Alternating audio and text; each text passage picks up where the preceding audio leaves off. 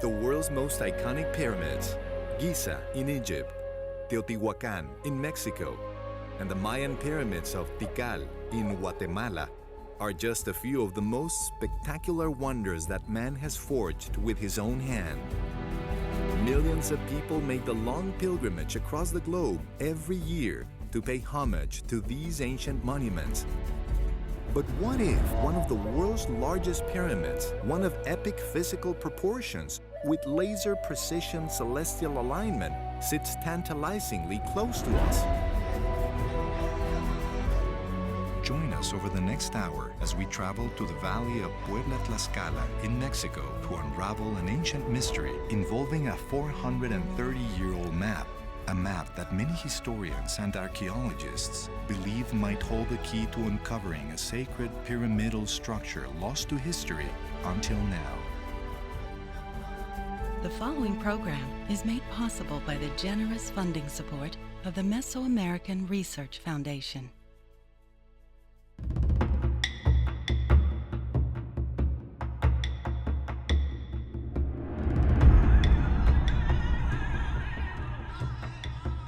For millennia, man has reached for the heavens. Even as they seek understanding, Earth's inhabitants look to emulate their celestial vision. Their efforts dot the globe. For thousands of years, the largest structures on Earth were pyramids. Built near the year 2560 BC, the Great Pyramid of Giza was the tallest man-made structure for more than 3,800 years. But it was not the largest. Almost 2,500 years following its completion, and over 7,000 miles away, an ancient people began construction on what would become the world's largest monument, a temple to their gods. The structure, a pyramid, was aligned with the heavens, but its completion was only the beginning.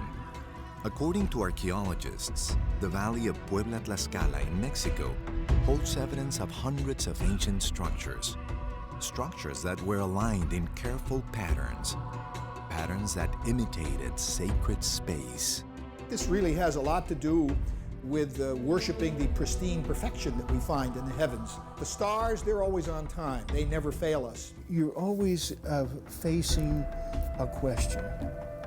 Was this ancient knowledge? One of the few clues that remain is an ancient map. A map that was carefully redrawn and passed down from generation to generation. Through infrared photography, through X-ray photography, we now feel that we, for the first time, are seeing the Mapa as it was painted and imagined almost 500 years ago. The map contains a mystery, a likeness of one of the largest step pyramids in the world, a pyramid that remains to be revealed as it awaits the day when it will be officially explored. Like any artist, he drew what he was seeing. On the valley floor lies a natural hill, a hill that is revered by the local people, a hill that some say contains the very pyramid shown on the ancient map. People think that Teotón is a pyramid because it has been proven. No evidence supports that, but that it was in use is evident. Look, we've removed the rock and found a floor beneath. We have found necklaces, pre-Hispanic seals, plates used for offerings. The collection is very beautiful and rich. The problem is, it wasn't excavated by archaeologists, so a great deal of information was lost. Was it by chance or careful planning? Perhaps only the builders of the world's largest pyramid can tell us. I'm Memo Sauceda. Come with me as we share this wonderful but improbable story.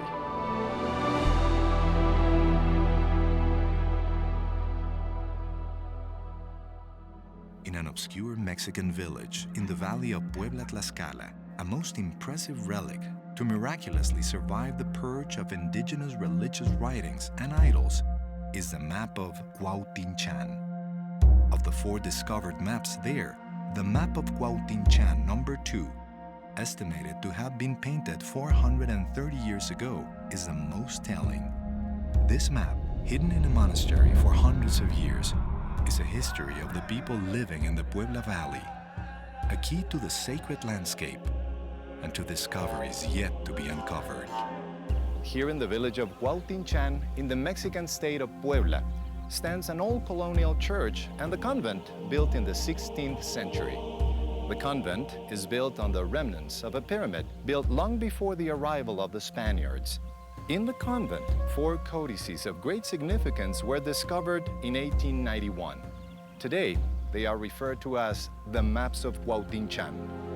The discovery of the maps by Enrique Orozco was something of a surprise.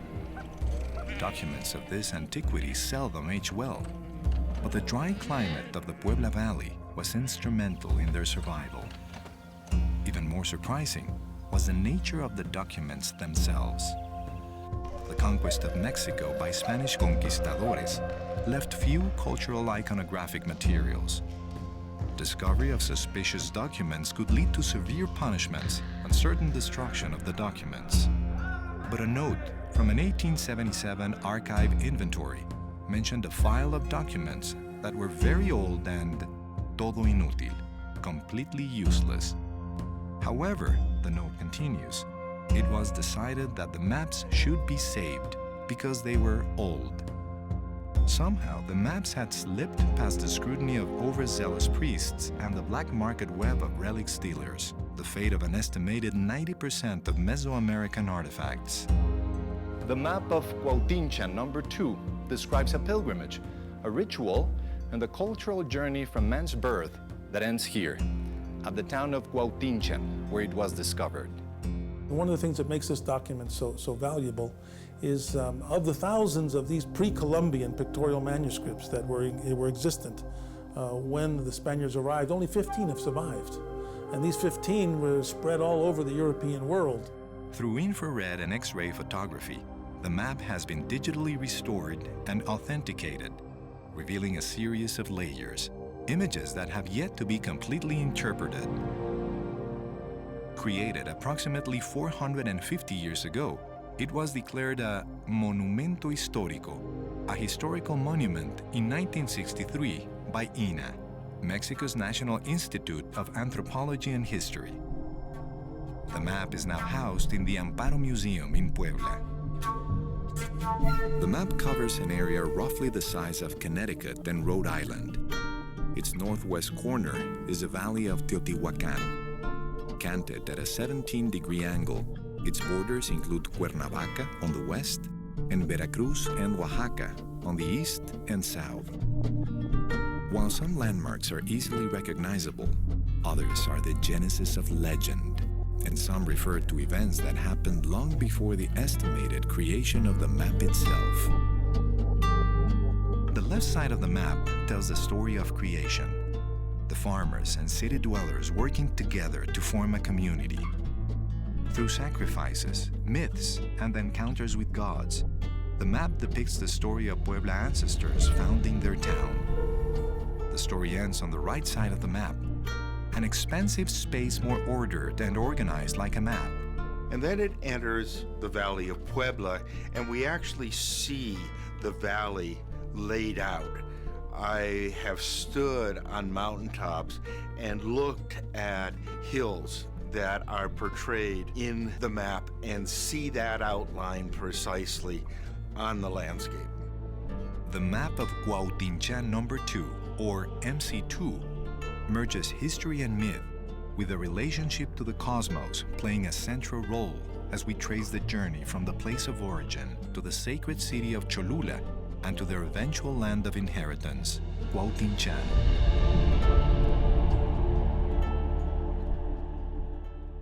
Visitors to modern Cholula see little evidence of what was once one of the largest cities in all of Mesoamerica. The town is dominated by what appears to be a large hill, crowned by a colonial church. What is less obvious is that the hill is actually the Great Cholula Pyramid, the largest pyramid by volume in the world. Cholula was first settled around 1700 BC, a few hundred years after the beginning of the Bronze Age that was spreading across Europe. Little is known of the early villagers, but the area quickly began to gain importance as a ceremonial center. Approximately 100 years BC, construction began on the Great Pyramid. By this time, Cholula was one of Mexico's largest cities. During the Classic period, from the beginning of the Common Era until the year 700, Cholula is expanded to 4 square kilometers with a population of 10 to 15,000 inhabitants. The Great Pyramid is now 600 feet wide and 115 feet tall, with steps on every side to communicate the idea that this man-made replication of heaven was oriented to all 4 cosmic directions and was open to masses of people. A prominent hill in the center of the valley, Teoton, proved a convenient site for observation of the rising sun. In every project, there's a moment of truth. And what happened at Teoton, right there on top of the peak, was that we were measuring Sitio Andrea, which is a small pyramid in front of Tequilleta. And so I put it steadily in the center. Now, measure the azimuth down to the Cholula Pyramid without touching the traverse knob at all. I just simply raised this, no adjustment on azimuth. The crosshairs went straight up the cathedral spire at the top of the Cholula Pyramid. And that alignment basically gave us the first insight as to how the valley was laid out. Cholula is a fundamental site in Mesoamerican history. If one simply observes the layout of the pyramid, where it is located, and the orientation it shows, one immediately realizes that those who conceived the pyramid considered the heavens with much care. Cholula may be where it is, and particularly the pyramid where it is, because originally there was a spring at the heart, and then they built the man-made mountain on top of it. And this gave the cosmogonic reference to legitimize that space. The city of Cholula would eventually cover 10 square kilometers and house 30 to 50,000 inhabitants. In 1519, at the height of Spanish expansionism, Hernán Cortés stood with 400 men and thousands of Tlaxcalan allies at the edge of Cholula, the cultural center in the great Aztec Empire, as an invited guest of Montezuma II, the emperor of the Aztecs.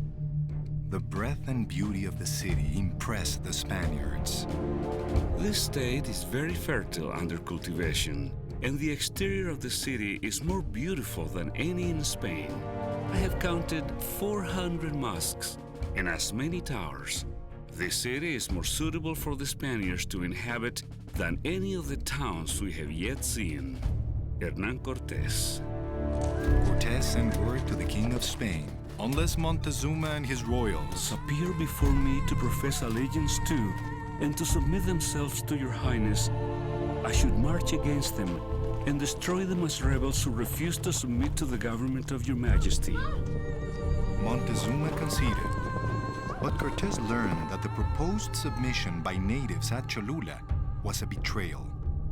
Montezuma had secretly planned to attack Cortés and his men. Once inside the city, the conquistadores, in turn, surprised their hosts and began slaughtering the inhabitants.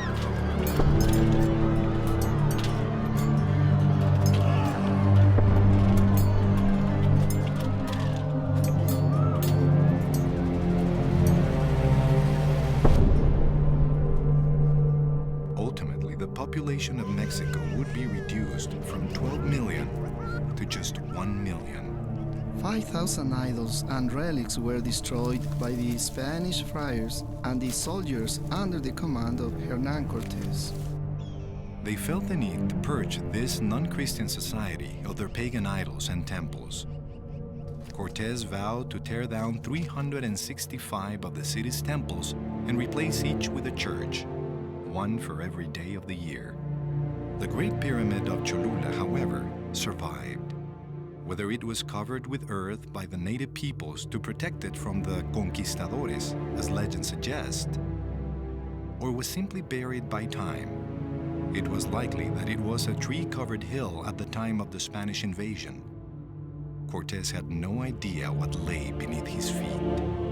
In modern times, the pyramid has revealed itself to archaeologists who have excavated the pyramid's stairways, platforms, altars, and over 5 miles of tunnels that are hidden to the casual observer.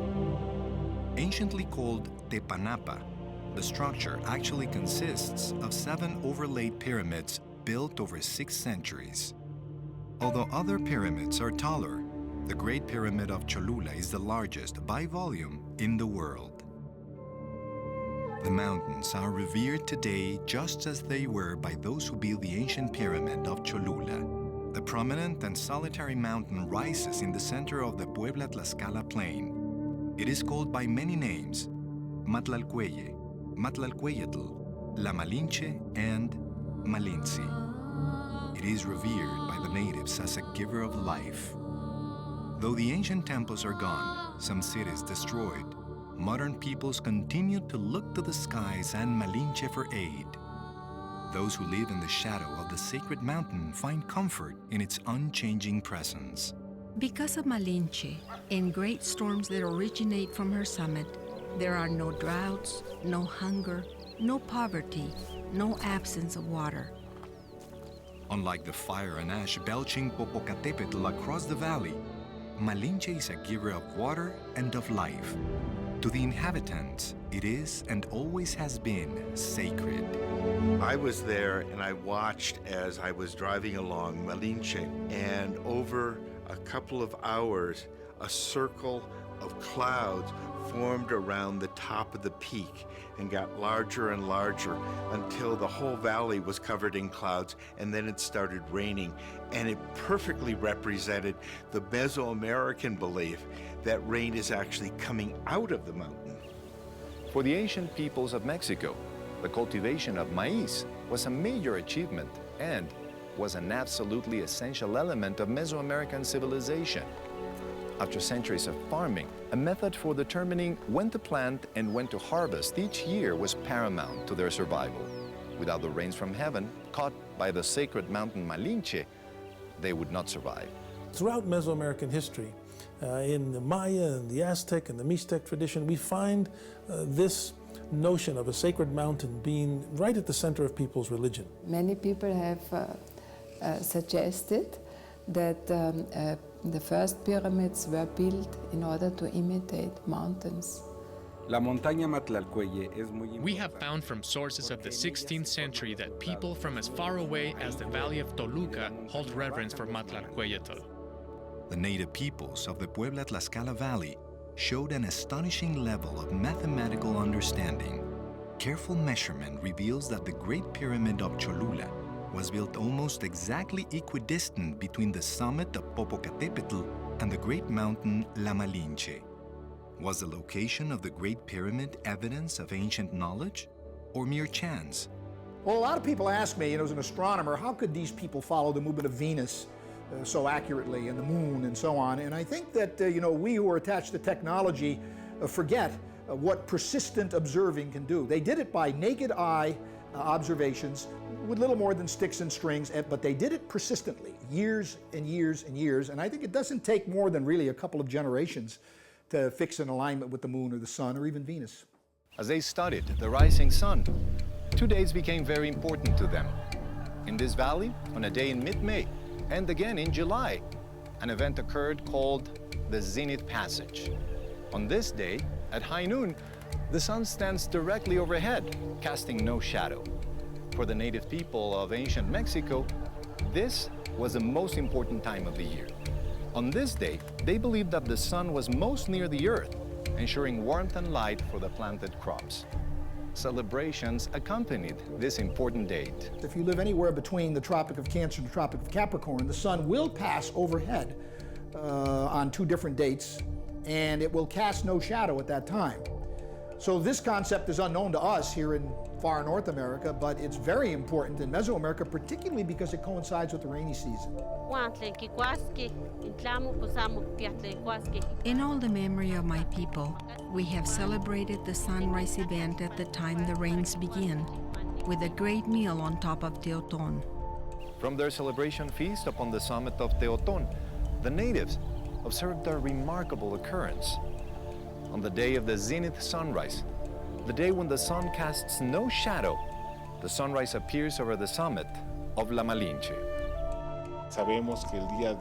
From this site, on the 15th of May, the day of Zenith Passage, we see the sunrise in a spectacular fashion over the summit of La Malinche. They were able to determine that this was a sacred quality that no other mountain in the country possessed. In this case, Matlalcueye is precisely an astronomical marker of the horizon. From its height, the natives observed that as the zenith sun rises over La Malinche to strike the summit of Teoton Hill, a shadow appears on the eastern flank of Popocatépetl, and in perfect alignment with the volcano's summit. From this annual zenith phenomenon at Teoton, they then knew that it was time to plant their crops. The rainy season would soon begin. The alignments observed in this valley were matched only in the perfections of the heavens. And so they began to do what peoples have done in civilizations across the globe: recreate this heavenly perfection on earth to create a world in harmony with the gods. It would take years, even generations of careful observation to fully understand the relationship of constellations to the landscape of this region. And once understood, it only seems natural that the relationship be expanded upon with the building of temples and other sacred structures, and documented for the generations to come. Perhaps one of the most famous examples of celestial alignments comes from Teotihuacan, north of Mexico City. Here you've got a principle dedicated to keeping alignments with the mountain on the north. There is the great Avenue of the Dead that points to the mountain on the north, which just happens to perfectly encapsulate the Pyramid of the Moon. There's no question here that these are our mountains to the gods that we're building here. And if you look in the literature, Padre Sahagun, the great chronicler, even tells us that they built their pyramids as their mountains to the gods. This concept, called cosmovision, as evidenced in many lands, describes how a culture attempts to use monuments, architecture, landscape, and other aspects of civilization to connect with and emulate the celestial sphere. In this valley, they began with the naturally occurring points, then built their temples or pyramids to line up with the stars and the sun. Now, a logical question might be, well, why would they align their temples that way? And I think this really has a lot to do with worshiping the pristine perfection that we find in the heavens. Here are the gods of the sky moving around with regularity and precision that is beyond any other kind of precision you see in nature. For example, you'll never be able to set a good calendar by looking at rainfall or when the roses bud or when the animals come out of their burrows. But the stars, they're always on time. They never fail us. And so one gathers the impression that the great powers that rule are really the ones that rule the sky. And of course, we want to look up to them. We want to build our temples to them. We want to, as the Aztecs say, to pay our debt to them. From the great standing stones of Stonehenge, to the pyramids of Giza, to major structures at Chaco Canyon in New Mexico, and especially at Teotihuacan, north of Mexico City, diverse cultures have invested centuries of labor to show their desire to align themselves with the cosmos. The pyramids here in the Puebla Valley are no different. Careful study reveals that the Great Pyramid of Cholula was built exactly equidistant between the sacred mountain La Malinche and the smoking mountain Popocatépetl. An alignment from Cholula through an ancient site, Sitio Andrea, leads us to a prominent hill, Teoton. This same hill is aligned with La Malinche and Popocatépetl on the day of the Zenith Sunrise Passage. Celestial observation and native celebrations have been part of the hill Teoton for centuries. Could Teoton hold secrets yet to be discovered? Perhaps the map of Cuauhtinchan is the key. Our ancient map is full of actual landmarks, but also ritual and symbolism. It contains sacred places where the ancients meet the gods.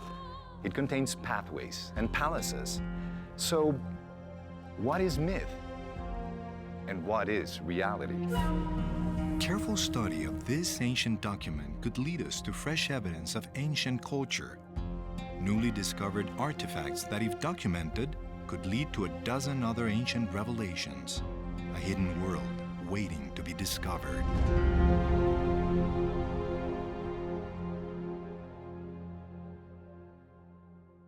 The stunning alignments of the sacred Valley of Puebla-Tlaxcala are once again evident as we study the new fire ceremony pictured on the Map of Cuauhtinchan. Images of heavenly bodies are found in tales, myths, and sacred texts in several Mesoamerican languages. Images include the sun, the moon, and even Venus. The impact of one constellation becomes apparent when we look at some of the ancient alignments found on the valley floor.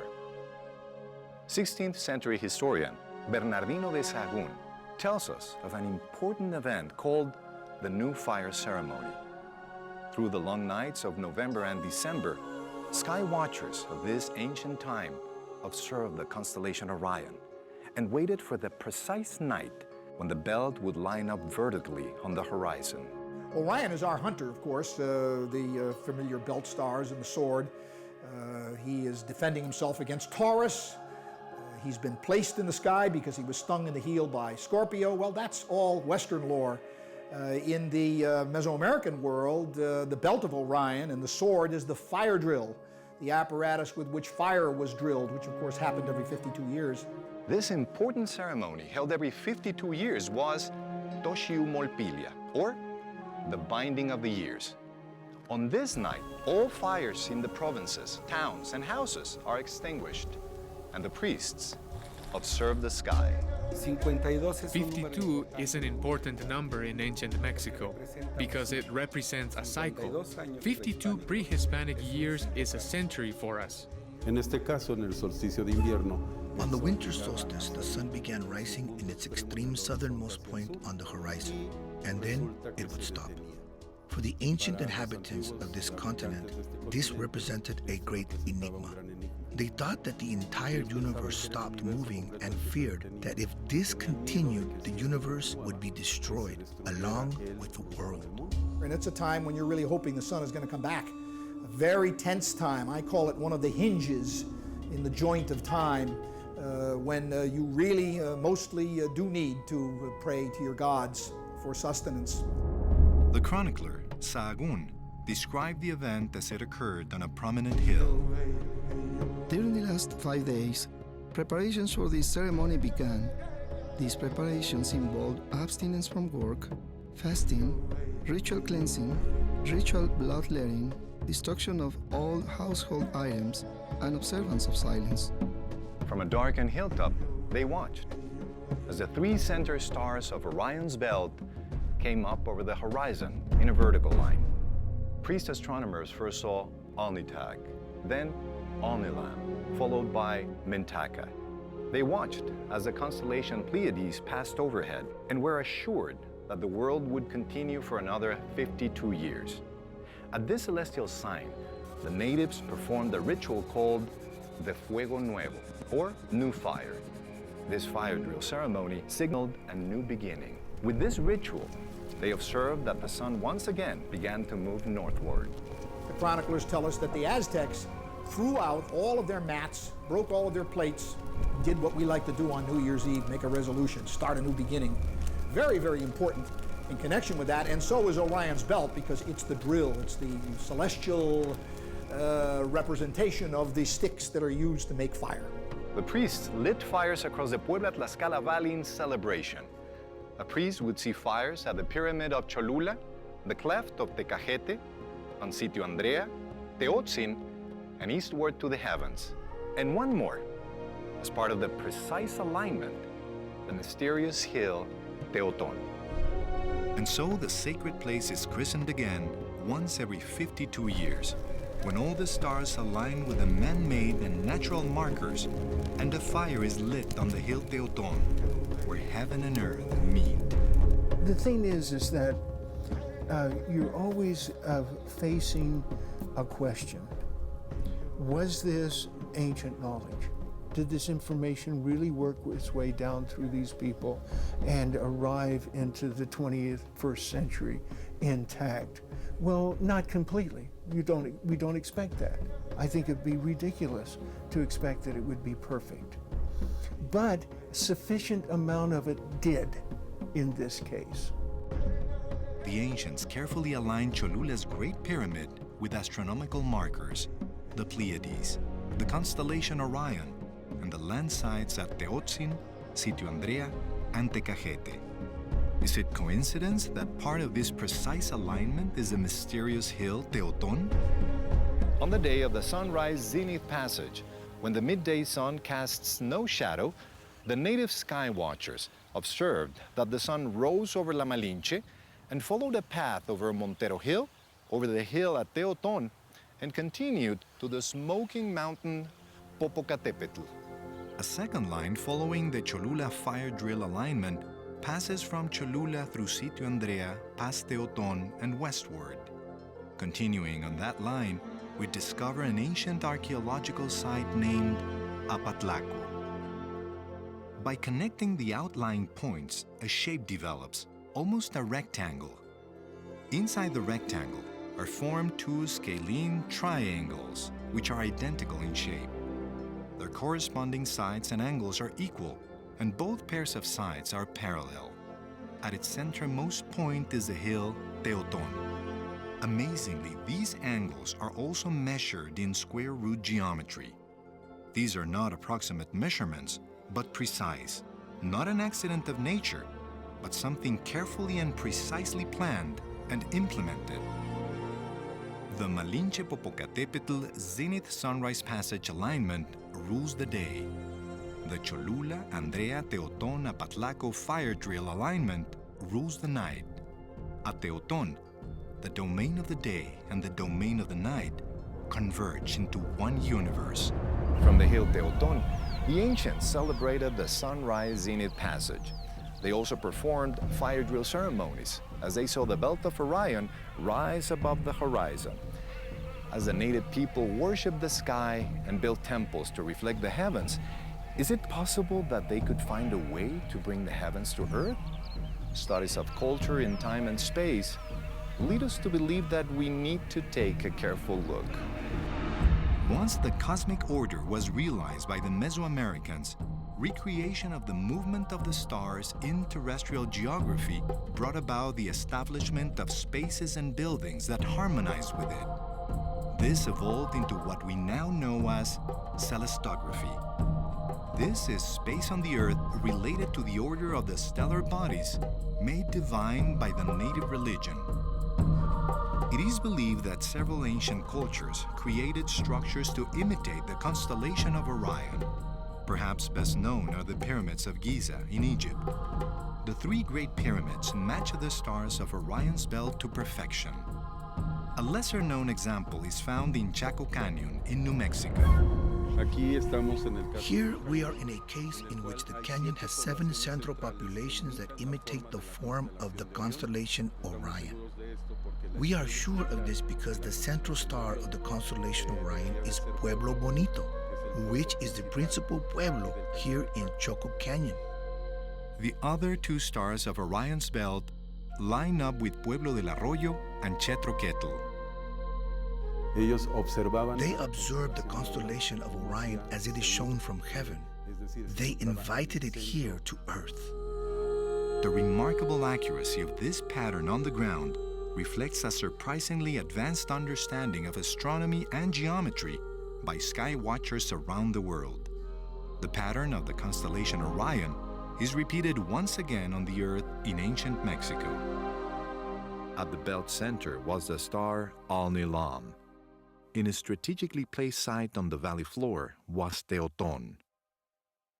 If Teoton represents Al-Nilam, then we should be able to find other ancient sites that represent the constellation Orion. Is it possible? Some scientists and researchers think so.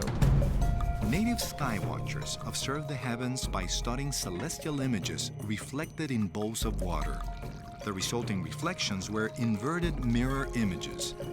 It becomes evident that these sky watchers use the same method of water reflecting the stars. Watching the heavens reflected in a pool of water is peculiar to Native Americans from Central America and the western parts of the United States. They visualize the gods observing the heavens and earth from their dwellings, high above the valley floor. If we consider this celestial view through the heavens and Orion, and project an image of the constellation onto the valley below, we would see it just as the ancient natives viewed it, in a bowl of water. The reversed constellation now lines up with sites on the valley floor. Our belt star, Alnitak, is aligned with Calpan, and now Mintaka is paired with the conical-shaped hill of Teteolotitla. the stars fit, the heavens and earth unite. Is it coincidence or ancient knowledge? We may never know, but the number of both man-made and natural sites that find a match is remarkable. Anthropologists and astronomers agree that the pre-Columbian priests observed the sky to take solar and stellar readings for calendrical purposes. But is it possible that 2,000 years ago, these ancient people were capable of applying these observations and making the necessary mathematical calculations to perform extensive land surveys that would allow them to create these stunning alignments? Evidence of what lies in the Puebla-Tlaxcala Valley leads us to believe that the answer is yes. Teoton, just like the other hills here in the Zapotec region, is depicted on the map of Cuauhtinchan because it was on the route that the Toltecs followed on their way to Cholula. What we see as an earthen hill today is painted on that ancient map not as a hill, but as a colossal stepped pyramid. Hundreds of ancient artifacts from 1200 to well over 2,000 years old have been found by the local residents all around the hill Teoton. Every time someone comes to work his land, they find artifacts. It happens frequently in this region. Working closely with the National Institute of Anthropology and History, the owners have placed these artifacts on display at their new museum in Yancuitlapan. They have found pieces from the Teotihuacan era, Maya era, and Olmec era, and this tells us that Teoton was the center of an important cultural involvement in that time because many cultures came to make offerings at Teoton. The remains that are found around Teoton lead to the belief that it was one of the most important pyramids of the time because of its height. Local farmers and construction workers often find artifacts while moving earth and ash, but the extraction by inexperienced residents prevents the care and study needed to answer essential questions. You tell me you found that piece higher up in the dirt, but how much higher? We know it is more recent because of the way it is made, but a lot of the information is lost. Objects found near Teoton have been associated with artifacts of the same time period from nearby Cholula. That a society lived and worshipped here is clear. We know that the artifacts came from the houses that were 700 BC to 100 AD. We know they came from burials. We know where the sculptures were found. The people believe that Teoton is a pyramid because it has been proven. To be able to say that there is something inside or that under the hill there is a pyramid, the evidence does not allow us to say. People still speak of it. There is a small chapel on the top of it, and they tell us that before building the chapel, there were fragments and floors and the remains of a temple. When the rains come and cause the dirt to move, you can find the step form of the pyramid and the adobes, which are very similar to the pyramid of Cholula. It wasn't a place where these people simply passed by, performed their ceremonies, and continued on their journey. There are plazas, there are these intricate stones that cover buildings, slopes of temples, which of course, after centuries of being deserted, have become deformed. These stone coverings are proof of human occupation there. There were temples, there were markets, there were even palaces. I've seen the pictures of the locals uncovering laid stone. This is definitely elite style architecture. what it represents, we won't know until we see a much larger extent, but it looks like it's of considerable size. So it certainly appears to be part of something much larger. Could it be a pyramid? Yeah, it could be a pyramid. It could be a palace. We don't know. Unfortunately, because it wasn't done by an archaeologist, we have no systematic excavation. So we don't know what this represents at this point. Something important? I would say obviously, but we don't know what it is. Archaeologists continue to work with the local people to establish a strategy in which artifacts can be carefully studied and displayed to benefit local residents and extract needed information. But the question remains, what lies beneath Teoton? Archaeologists conceive that something incredible awaits discovery. Beginning at the formative period in pre-Columbian Mexico, this stepped glyph, which shows up repeatedly on MC2, represents sacred space, usually an underground sanctuary. This space is manifested in subterranean funerary temples or sacred tombs. On the map of Cuauhtinchan, there is a symbol representing a cave on the east side of Teoton, the likes of which has awakened interest in many researchers trying to discover what it is. But it is possible, being that it was a place of worship and a sacred place pre-Hispanically, and that being said, it is not extraordinary that a cave exists on the inside. This symbol of the stepped glyph or stepped fret is really ancient and probably refers to a hill, mountain, or a pyramid, which is also represented in the same way.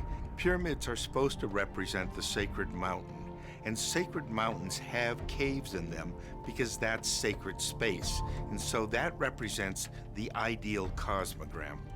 The map of Cuauhtinchan shows the hill Teoton to be a stepped pyramid, below which lies sacred space. The map contains images both real and imagined, and yet some claim the map can be read as a map. Compared to the other maps that I've seen, the detail on MC2 is exceptional. It was so carefully copied from iteration to iteration that it made reading of it relatively easy. Like any artist, he drew what he was seeing. And it says, if you're standing here, this is what you'll see. Considering how many sites there are depicted on the map, I am absolutely convinced that the Valley of Puebla is being laid out as it was. If MC2 shows Teoton to be a stepped pyramid, it corroborates testimony by local farmers that they have found cut stone and stepped platforms at several levels just under the surface of this hill. I suspect that Teoton represents the pyramid and that the religious site is actually inside of Teoton. It's entirely possible that there is some type of subterranean structure under this pyramid shown at Teoton. And the reason I say that is this is not uncommon in Mesoamerica. At Teotihuacan, that huge pyramid, the Pyramid of the Sun, actually has a man-made cave underneath it. Beyond the Great Pyramid of Cholula and the mysterious hill Teoton lies another natural hill, Teteolotitla. This hill is included in an unusual number of stunning alignments, unusual perhaps in any other valley in the world. On the day of the Zenith Sunrise Passage, the day that the sun rises directly over La Malinche to intersect with the hill Teoton, a second solar alignment intersects the so-called natural hill Teteolotitla. Extending from the La Malinche summit and Antonio Peak are two parallel plains, a solar alignment connecting the summit of La Malinche with Teoton, and a solar alignment connecting Antonio Peak with Teteolotitla. These two solar lines are parallel and equidistant at all points. I obtained data directly from the Mexican government in charge of all topographical maps took that data directly into the computer and built a 3D model that is accurate down to the meter of this valley. So if it's 500 miles from point A to point B, inside the computer, I'm exactly 500 miles. Then I started lining up these parallel azimuths between La Malinche and Teotón and San Antonio and Teotitla, and there was literally 0 degree of error. It was dead on, exactly mathematically perfect across this valley. The alignments are stunning. Alignments that would not exist without careful placement of the Great Pyramid Cholula and, remarkably, now the hill Teotitla. I'm standing on top of Teotitla, a volcanic cone. Then I am asked to measure the angle from winter solstice to Teotón, because the natives have said that the winter solstice sunrise is exactly 90 degrees across Teotitla to Teotón.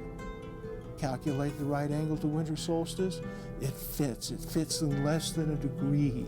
This natural feature boasts other notable alignments. From Teotitla, one observes the summer solstice sun rise over the hill Xaltepec, the pyramid Andrea, and the summit of La Malinche, a perfect alignment.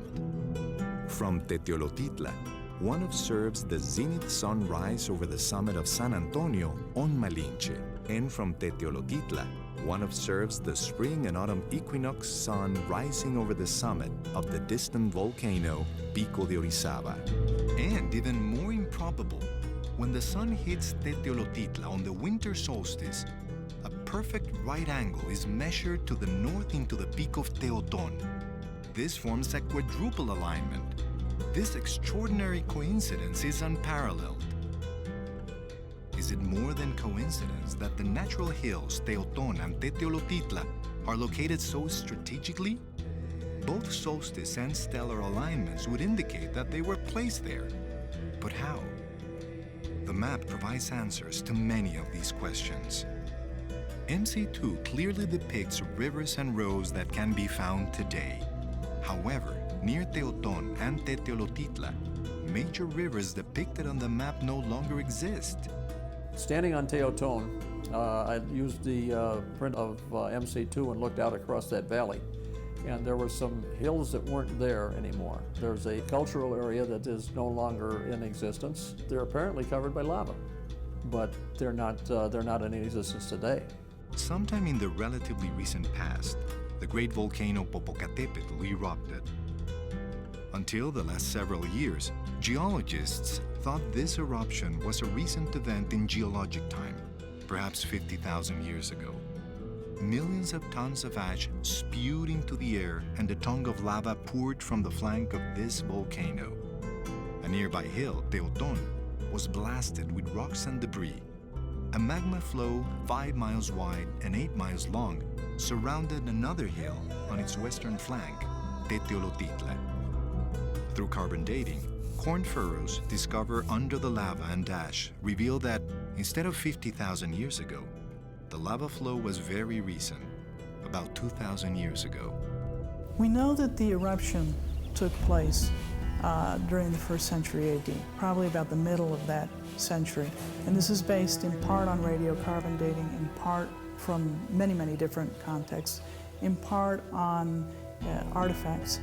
But also the geologists have helped detail this. There is a lava flow that then covers part of what the pumice that was laid down with the collapse of the eruptive column. These events were obviously extremely, extremely important in the historical context of the Puebla-Tlaxcala Valley. The hill, Teotitla, has been surrounded by lava for close to 2,000 years. And yet, this same hill is painted on the map of Cuauhtinchan with no trace of lava.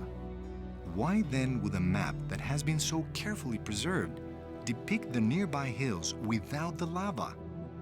To answer, we must remember why the map was painted.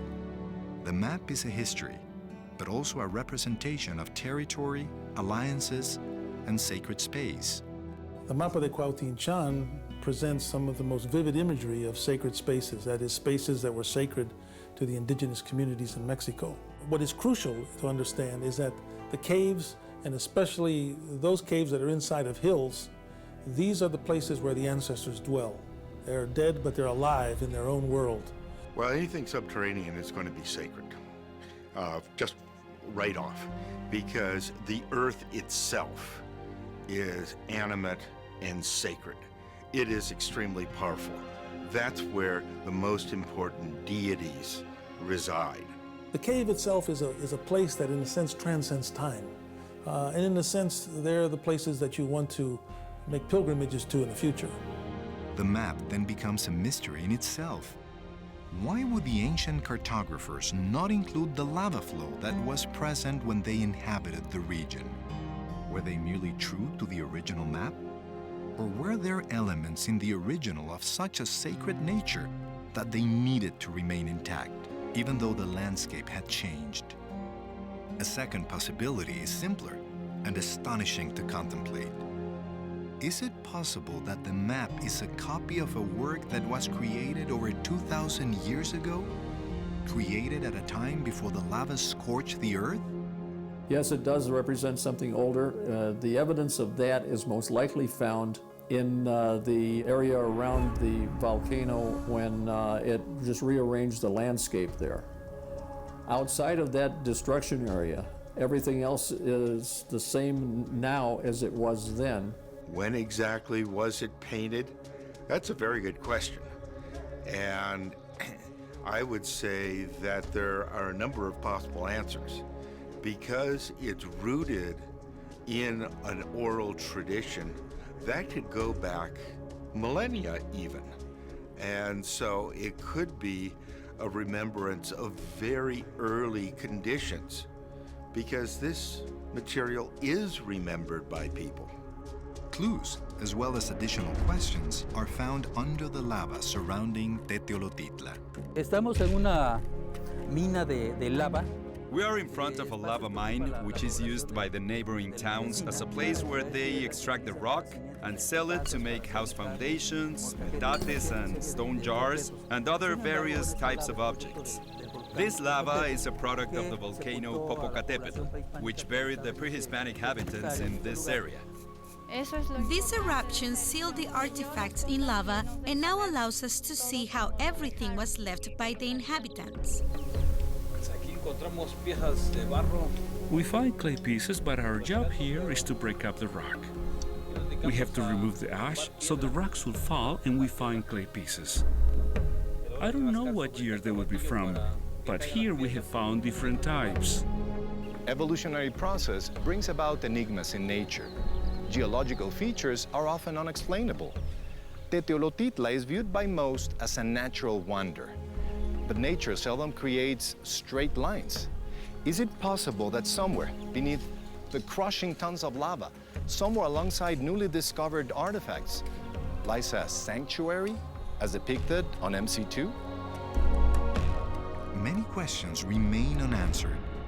Why is this conical-shaped hill aligned perfectly with the celestial pattern in the sky? If the map of Cuauhtinchan II is interpreted correctly, then what lies beneath this hill, Teoton, is a sacred subterranean sanctuary. And if MC2 shows Teoton to be a stepped pyramid, would it help explain testimony by local farmers that they have found cut stone step platforms at several levels just under the surface of this hill? Nearby lies another hill completely covered in lava from the volcano Popocatépetl. Why is this hill positioned in the most improbable location for a quadruple solar alignment? Do these alignments suggest that under the lava, Teteolotitla is actually a man-made hill? The map glyph suggests a sacred site at this very hill. And why does MC2 not depict the lava flow which covers and surrounds the hill Teteolotitla? Could this visual omission suggest that the map is older than 1,000 years, even predating the lava flow of approximately 50 AD? And why do all of the alignments of villages, the Cholula Pyramid, and sacred hilltops in the Puebla-Tlaxcala Valley point to a mountain called La Malinche? Both natural and man-made sacred sites can be found across the globe. But in all the world, the Puebla-Tlaxcala Valley is unique. Ancient peoples have revered it for centuries to put order to chaos, to create a harmonious universe where their society aligned itself with the heavens, established time from careful observation, and transformed nature into culture, a culture whose secrets we have just begun to discover. What mysteries are yet to be uncovered by further study of ancient geography and native codices? What truths will be uncovered from continued observation of both earth and sky? And what more can we learn from the Map of Cuauhtinchan II? The only certainty is that the end of the story is yet to be revealed.